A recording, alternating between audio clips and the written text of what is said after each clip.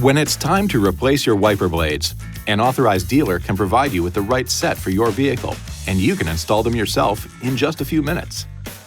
To remove a windshield wiper blade, first raise it off the glass by lifting the wiper arm to the full up position.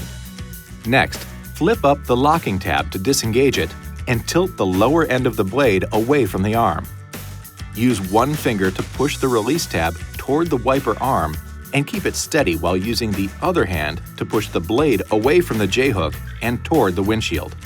With the locking tab open, position the replacement wiper blade under the J-hook and insert the bracket into the hook through the opening under the tab.